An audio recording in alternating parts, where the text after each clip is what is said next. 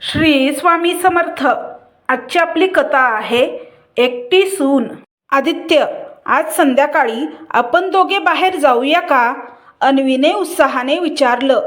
नवीन लग्न, नवीन घर. ती अजूनही नव्या जीवनाच्या गोडीमध्ये होती. तिच्या डोळ्यात आनंद चमकत होता. आदित्यने मोबाईल बाजूला ठेवला, हसला. हो का? कुठे जायचं ठरवलंय? अन्वीने लगेच उत्तर दिलं, कुठेही. कदाचित त्या नव्या रेस्टॉरंटमध्ये. तुला आवडेल ना? आपण लग्न झाल्यानंतर कुठेच बाहेर गेलो नाही. तिच्या आवाजात हलकी ओढ होती. थोडा वेळ फक्त माझ्यासाठी. आदित्य काही उत्तर देतोय तोच स्वयंपाकघरातून वहिनी सीमाचा आवाज आला. आदित्य, ऐक ना, मला घेऊन चल बरं मार्केटला. थोडं सामान घ्यायचं आहे. उद्या पाहुणे येणार आहेत. थोडी तयारी करायची आहे. आदित्यने थोडं संकोचून अन्वीच्या चेहऱ्याकडे पाहिलं. थोडं लवकर परत येतो, चालेल ना? अन्वीच्या चेहऱ्यावरचं हसू काही क्षण थांबलं, पण ती हसलीच. हो, काही हरकत नाही. आदित्य उठला, सीमाच्या मागे गेला. अन्वीला थोडंसं वाईट वाटलं. तिची खूप इच्छा होती आदित्यसोबत वेळ घालवण्याची, पण आदित्य वहिनीसोबत मार्केटला गेला आणि ते दोघे खूप उशिरा आले. मग बाहेर जायचा प्लॅन कॅन्सल झाला. त्या दिवसापासून प्रत्येक वेळेस असंच व्हायचं. लग्नाला अजून 1 महिना झालाच होता आणि अन्वी अजूनही सगळ्यात रमायचा प्रयत्न करत होती. ती सकाळी सगळ्यांसाठी चहा बनवायची, सासूसाठी प्रार्थना लावायची, दिरासाठी डबा तयार करण्यासाठी मदत करायची. पण तिचं हसू मात्र दिवसेंदिवस कमी होत चाललं होतं. सीमा सगळ्यात पुढे, घराची मोठी सून, आदित्यची वहिनी, पण त्याच वेळी त्याच्यावर प्रचंड प्रभाव असलेली स्त्री. ती हुशार, आत्मविश्वासू आणि निर्णय घेण्यात तज्ज्ञ. आदित्य तिचं ऐकत असे, जणू तिचं बोलणंच शेवटचं असायचं. अन्वीने ते पहिल्यांदा पाहिलं तेव्हा तिला अभिमान वाटला. किती छान वहिनी आहे, सगळं व्यवस्थित पाहते. पण काही दिवसांनी तिला जाणवलं, या व्यवस्थेत तिचं स्थान नेमकं कुठे आहे? एका सकाळी अन्वीने आदित्यला म्हणाली, आज आपण दोघं मंदिरात जाऊया का? आदित्य म्हणाला, हो ठीक आहे. पण सीमा तिथूनच म्हणाली, अरे आदित्य, आज नको जाऊस. आज बँकेत जायचं आहे. बँकेचे कागद पूर्ण करायचे आहेत. जायचं असेल तर उद्या जा मंदिरात. आदित्यने लगेच मान डोलावली. हो बरं, उद्या जाऊ. अन्वीने हसत ठीक आहे असं म्हटलं, पण आतून ती गप्प झाली. प्रत्येक निर्णय, प्रत्येक दिवस, कुठे जायचं, काय खायचं, कोणाला भेटायचं, सगळं काही वहिनीच्या शब्दावर. आणि आदित्य त्या शब्दाला आदर म्हणायचा. घर मोठं, प्रशस्त आणि चैतन्याने भरलेलं.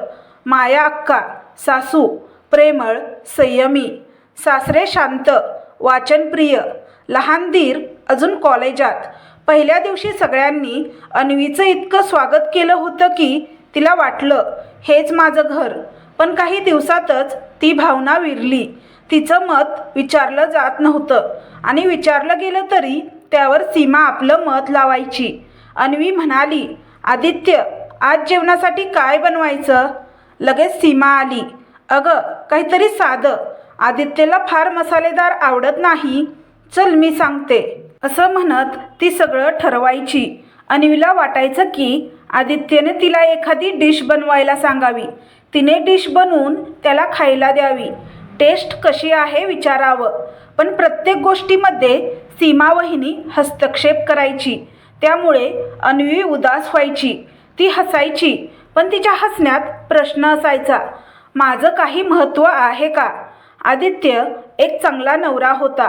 निष्ठावंत, कष्टाळू, पण भावनांबद्दल थोडा अनभिज्ञ.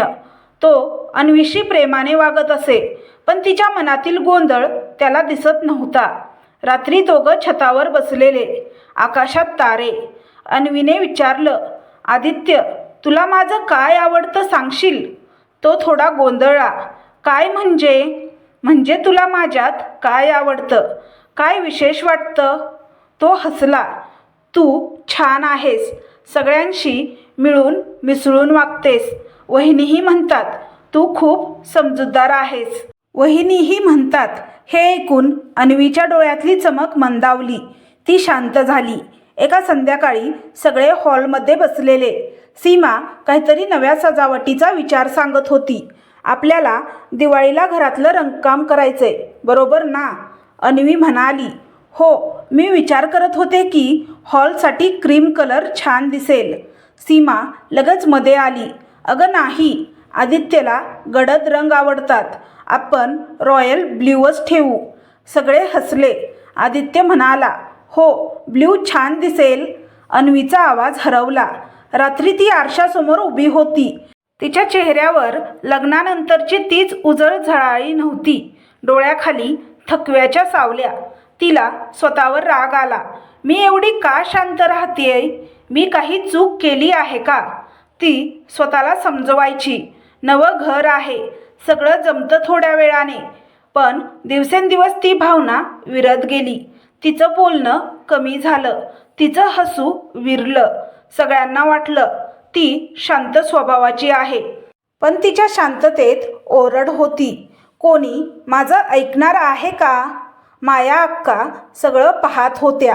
त्या जाणून होत्या अन्वी काही बोलत नाही, पण तिच्या डोळ्यात प्रश्न आहेत. त्या कधी तिच्यासमोर येऊन प्रेमाने म्हणायच्या, अन्वी बाळा, थकल्यासारखी दिसतेस. ती हसायची. नाही आई, सगळं ठीक आहे. पण माया अक्कांना समजलं होतं, हे ठीक आहे म्हणजेच सगळं ठीक नाही. एका दुपारी स्वयंपाकघरात दोघी होत्या.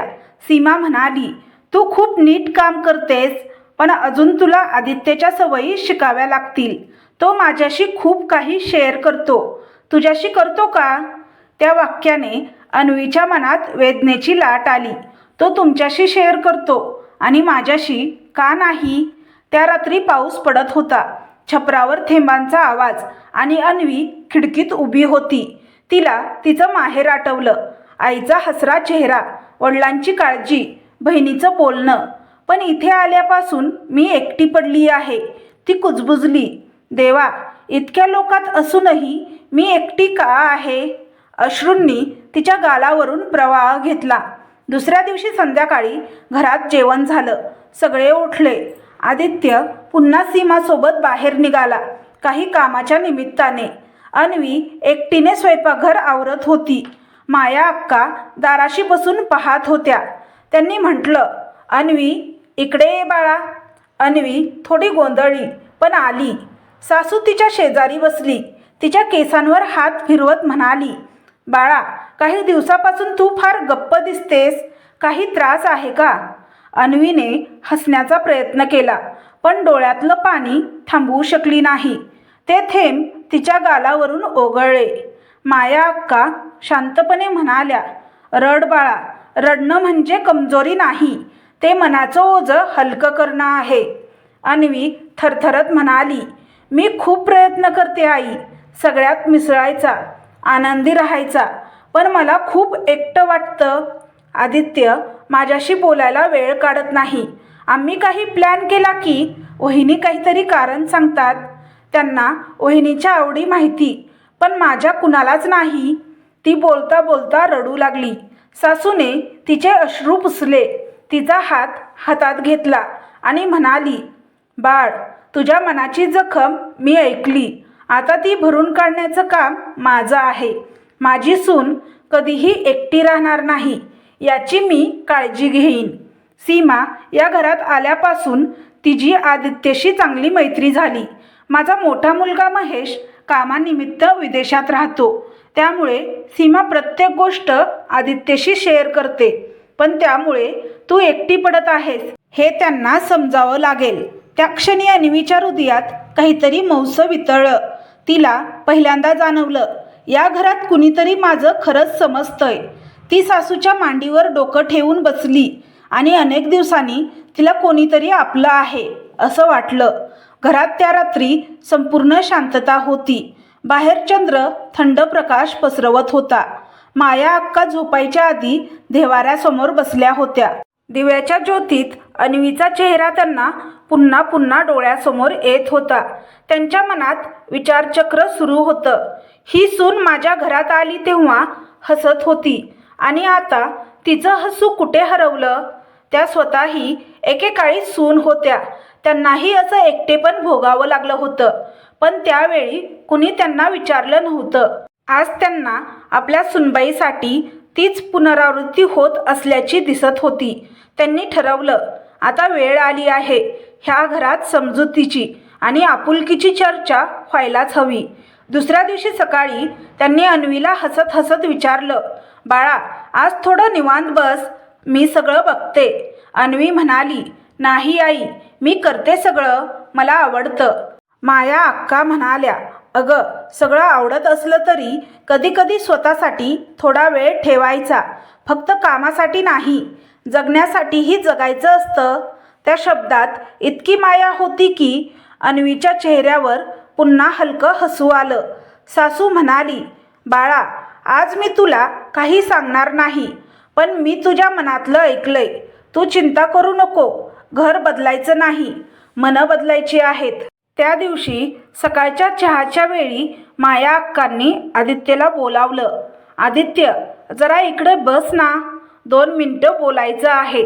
आदित्यने आईकडे पाहिलं. तिच्या चेहऱ्यावर नेहमीसारखं मृदू पण गंभीर हसू होतं. हो आई, काय झालं? तुला तुझ्या बायकोच्या आवडी माहिती आहेत का? आदित्य थोडा गोंधळला. म्हणजे तिला कोणता रंग आवडतो, कोणतं जेवण, कोणतं गाणं, कोणतं ठिकाण तुला माहिती आहे का?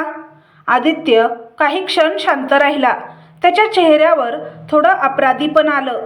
तू कधी जाणून घ्यायचा प्रयत्न केला आहेस का? खरं सांगायचं तर नाही आई, माया अक्का म्हणाल्या. अगदी हाच प्रश्न मी तुझ्या वडिलांना विचारला होता 30 वर्षापूर्वी. त्यानंतर त्यांनी मला माझं आवडतं गाणं ऐकून सांगितलं होतं. त्या थोड्या हसल्या. बाळा, नातं फक्त जबाबदारीने नाही, जाणीवेने टिकतं. तू वहिनीचं ऐकतोस, ती चांगली आहे, पण ती तुझा संसार नाही. तुझं घर, तुझी जोडी ही तुझ्या बायकोसोबत आहे. तिचं मन समजून घेणं हेच तुझं खरं कर्तव्य आहे. आदित्य शांत होता. आईच्या शब्दांनी त्याला त्याची चूक समजली होती. त्या दिवशी दुपारी सासू बाजारात गेल्या आणि अन्वीच्या आवडीचा रंग हलका गुलाबी असलेला एक सुंदर ड्रेस आणला. घरी परतल्यावर त्यांनी हसत अन्वीला तो दिला. हा तुझ्यासाठी बाळा, आज सगळं मी पाहते, तू तयार हो. अन्वीने गोंधळून विचारलं, कशासाठी आई?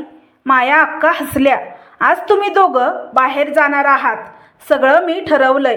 सिनेमाचं बुकिंग केलं, जेवणाचं रेस्टॉरंट ठरवलं. आज फक्त तू आणि आदित्य. अन्वीच्या डोळ्यात आश्चर्य आणि आनंद एकत्र उमटले. आई, पण तो तयार होईल का? होईल, कारण त्याला मीच सांगणार आहे. संध्याकाळी आदित्य परत आला. आईने त्याला हसत सांगितलं, आज तुझ्या आणि अन्वीच्यासाठी मी सगळं ठरवलंय. बाहेर जा, थोडा वेळ एकमेकांसोबत घालवा. घर तसं रोज पाहतोस, आज तुझ्या बायकोचं मन बघ. आदित्य थोडा आश्चर्यचकित झाला, पण आईच्या डोळ्यातलं ममत्व पाहून त्याने काहीच बोललं नाही. थोड्या वेळाने तो तयार झाला आणि अन्वी दारात उभी होती, गुलाबी ड्रेसमध्ये, हलकं हसू चेहऱ्यावर. त्याने तिला त्या नजरेने पाहिलं जसं तो लग्नाच्या दिवशी पाहिलं होतं. तू खूप सुंदर दिसतेस, त्याने हळूच म्हटलं. अन्वीच्या चेहऱ्यावर पहिल्यांदा आनंदाची चमक परतली. रेस्टॉरंटमध्ये दोघे बसले. थोडा संकोच, थोडं नवंपण. आदित्य म्हणाला, आईने सांगितलं की तुला गुलाबी रंग आवडतो. अन्वीने हसत उत्तर दिलं, हो, आणि तुला? मला तुझं हसू आवडतं, तो म्हणाला. दोघे काही क्षण शांत राहिले. त्या शांततेत मात्र जवळीक होती. अन्वीने थोड्या संकोचाने विचारलं, आदित्य, मला कधी कधी असं वाटतं तू माझ्याशी बोलतोस, पण मनाने थोडा दूर असतोस. आदित्यने प्रामाणिकपणे उत्तर दिलं, कदाचित मी माझ्या लग्नाआधीच्या सवयीनेच वागत होते. वहिनी सगळं ठरवायची, मला वाटलं तेच योग्य आहे, पण मी विसरलो की आता माझं आयुष्य तुझ्यासोबत आहे. त्या एका वाक्याने अन्वीच्या डोळ्यात पुन्हा एकदा अश्रू आले. पण यावेळी ते वेदनेचे नव्हते, ते समाधानाचे होते. घरी परतताना गाडीच्या काचेतून येणारा वारा थंड होता. अन्वीला पहिल्यांदा त्या वाऱ्यात ऊब जाणवली. तिच्या मनात माया अक्कांच्या शब्दांचा प्रतिध्वनी घुमत होता. नातं समजुतीचं असतं. ती घरात आली तेव्हा माया अक्का टी व्ही पाहत बसलेल्या.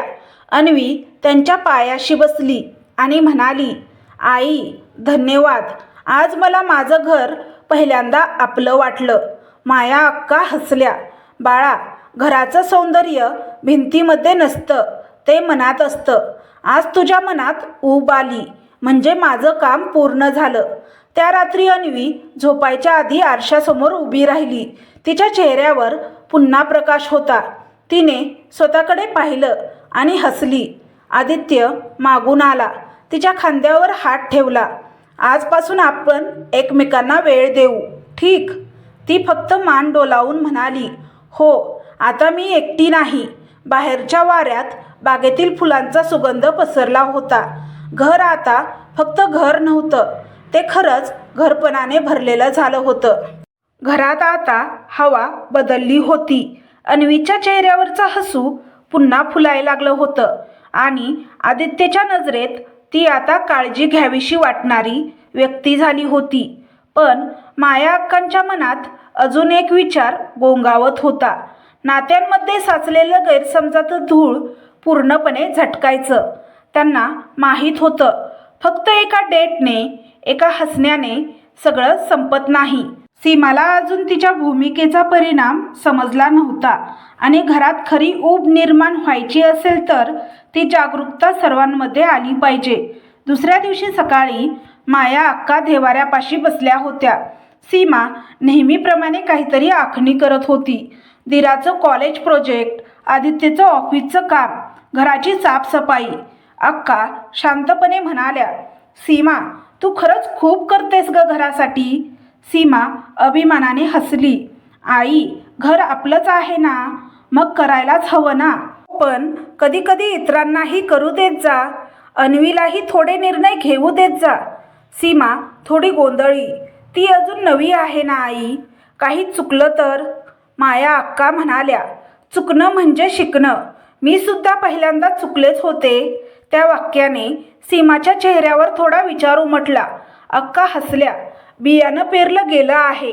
त्या दिवशी अन्वीने पहिल्यांदा स्वतःहून काही ठरवलं. ती म्हणाली, आई, या आठवड्याच्या शेवटी आपण सगळे मिळून आपल्या कुलदेवीच्या मंदिरात जाऊया ना, थोडं वातावरणही बदलायला होईल. माया अक्का हसल्या. छान कल्पना बाळा, सगळ्यांना सांग. सीमा काही क्षण शांत राहिली. आधी ती नेहमी अशा गोष्टी ठरवायची, पण यावेळी तिने काहीच विरोध केला नाही. फक्त एवढंच म्हणाली, ठीक आहे, तू प्लॅनिंग कर. त्या दिवसानंतर पहिल्यांदाच घरात अन्वी केंद्रस्थानी होती. सगळे तिच्या बोलण्याकडे लक्ष देत होते. तीही नव्या आत्मविश्वासाने हसत सगळं आखत होती. आदित्य तिच्याबरोबर खरेदीला गेला. दोघांनी देवासाठी ओटीचे सामान घेतलं. जाण्यासाठी गाडी ठरवली. त्या साध्या तयारीतही नातं अधिक घट्ट होत गेलं. एका संध्याकाळी आदित्य ऑफिसहून थकून आला. सीमा नेहमीप्रमाणे म्हणाली, चहा करायचा का? आदित्य म्हणाला, नको, अन्वी कॉफी करणार आहे. सीमा थोडी थांबली. तिच्या चेहऱ्यावर हलकं आश्चर्य उमटलं. ती काहीच बोलली नाही. पण माया अक्का मात्र शांतपणे हसल्या. त्या क्षणी घरात नात्यांचं नवं संतुलन निर्माण झालं होतं. आता निर्णय फक्त एका व्यक्तीभोवती फिरत नव्हते, ते वाटले जात होते. आज अन्वीने जेवण बनवलं होतं. आदित्य अन्वीच्या बाजूला बसला. आज तू बनवलेलं जेवण अफलातून होतं. तू जेवणात प्रेम घालतेस. अन्वीने गोड हसत उत्तर दिलं, मी आता सगळ्यांसाठी बनवते, पण तुझ्यासाठी थोडं जास्त प्रेम टाकते. दोघे हसले आणि त्या हसण्यात मुकसमजुतीचं नातं घट्ट झालं. त्या आठवड्याच्या शेवटी सगळे मंदिरात गेले. मंदिरात शांतता होती. फुलांचा सुगंध, घंटांचा नाद आणि देवीसमोर सगळ्यांची मनं हलकी झाली. अन्वीने हात जोडले. तिच्या डोळ्यात कृतज्ञतेचे अश्रू होते. देवी, आता मला माझं घर मिळालं आहे. मंदिराच्या आवारात माया अक्का आणि सीमा बाजूला बसल्या होत्या. अक्का म्हणाल्या, सीमा, तुझी साथच या घराची शक्ती आहे. पण प्रत्येक घरात थोडी मोकळीक द्यायला हवी. तू अन्वीची जाऊ आहेस, आई नाही. आणि कधी कधी आईपणाचं प्रेमसुद्धा गुदमरणारं होतं. सीमाने आईकडे पाहिलं. तिच्या डोळ्यात कठोरता नव्हती, फक्त आपुलकी होती. तिच्या मनात त्या शब्दांनी हलका कंप निर्माण झाला. आई, मी कदाचित थोडं जास्तच सांभाळत होते सगळं. मला वाटलं होतं मी योग्य करते, पण खरं तर मी तिची जागा घेत होते. माया अक्का म्हणाल्या, सुधारणा जाणीवेतून सुरू होते बाळा. तू ती ओळखलीस म्हणजे सगळं ठीक होणार. सीमाच्या डोळ्यात ओलावा आला. ती उठली आणि मंदिरात परत जाऊन अन्वीच्या जवळ बसली. अन्वी थोडी गोंधळली. सीमा हळूच म्हणाली, माफ कर ग, मी नकळत तुझं जग व्यापलं होतं. आतापासून तुझ्या संसाराची दिशा तू ठरव. अन्वी काही क्षण गप्प राहिली. मग तिच्या डोळ्यातूनही अश्रू वाहू लागले. ती म्हणाली, वहिनी, तुम्हीच तर मला या घरात आधार आहात. तुमचं प्रेमच माझी ताकद आहे. दोघींचे हात एकमेकात गुंतले. माया अक्का दूर उभ्या त्या दृश्याकडे पाहत होत्या. त्यांच्या ओठांवर शांत समाधानाचं हसू होतं. त्या दिवसानंतर घराचं वातावरण जणू बदलून गेलं. सकाळी स्वयंपाकघरात आता दोघींची हसरी गडबड. कधी सीमा म्हणायची, आज तू काय बनवणार? आणि अन्वी म्हणायची, तुमच्या आवडीचा उपमा, पण माझ्या पद्धतीने. आदित्य सकाळी चहाचा कप घेत म्हणायचा, आता माझं घर खऱ्या अर्थाने घर झालंय. माया अक्का देवाऱ्यासमोर दिवा लावत म्हणत, देवा, या घरातला प्रकाश कधी मंद होऊ देऊ नको. संध्याकाळच्या वेळी सगळे अंगणात बसलेले, हवेतील जाईचा सुगंध आणि सगळ्यांच्या गप्पा. अन्वीने सासूसाठी चहा दिला. माया अक्का म्हणाल्या, बाळा, तू आलीस तेव्हा हे घर उजळलं होतं, पण आता तू हसतेस म्हणून हे घर उबदार झाले. अन्वीने त्यांच्या हातावर हात ठेवला. आई, तुम्ही नसता तर हे हसू परत आलं नसतं. आदित्यने दोघींकडे पाहून म्हटलं, आपलं घर आता पूर्ण झालंय. सीमा हसली. हो, आता खरंच सगळं समजुतीचं झालंय. सगळे हसले आणि त्या हसण्यात एक शांत समाधान होतं. जणू सर्वांनी आपल्या मनाची जागा शोधली होती. तेवढ्यात महेशने सरप्राईज दिलं. महेशचा विदेशमधला प्रोजेक्ट पूर्ण झाला होता, म्हणून तो भारतात परत आला होता आणि सगळ्यांना सरप्राईज दिलं होतं. त्याला पाहून सगळ्यांना आनंद झाला. सीमाने जाऊन त्याला मिठी मारली. तिच्या डोळ्यात आनंद अश्रू येत होते. रात्री अन्वी टेरेसवर बसली होती. मागून आदित्य आला. काय विचार करतेस? ती म्हणाली. आज वहिनी खूप खुश दिसत होत्या. आदित्य म्हणाला, वहिनीचं दादावर खूप प्रेम आहे आणि या घरावरही. आणि तुझं? आदित्य म्हणाला, माझं फक्त तुझ्यावर प्रेम आहे. दोघेही हसले. कथेचा संदेश, नात्यामध्ये तिसऱ्यांचा अतिहस्तक्षेप प्रेम कमी करतो, पण समजुतीचा हस्तक्षेप प्रेम वाढवतो. सासू फक्त घर सांभाळत नाही तर नात्यांचे धागेही जपते.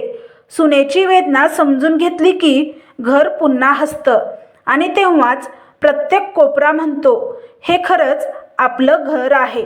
तर तुम्हाला ही कथा कशी वाटली हे कमेंट बॉक्समध्ये कमेंट करून नक्की सांगा. कथा आवडल्यास व्हिडिओला लाईक, शेअर, सबस्क्राईब करा. व्हिडिओला हाईप करा, जेणेकरून हा व्हिडिओ जास्त प्रेक्षकांपर्यंत पोहोचेल. व्हिडिओ पाहिल्याबद्दल तुमचे मनापासून धन्यवाद. श्री स्वामी समर्थ.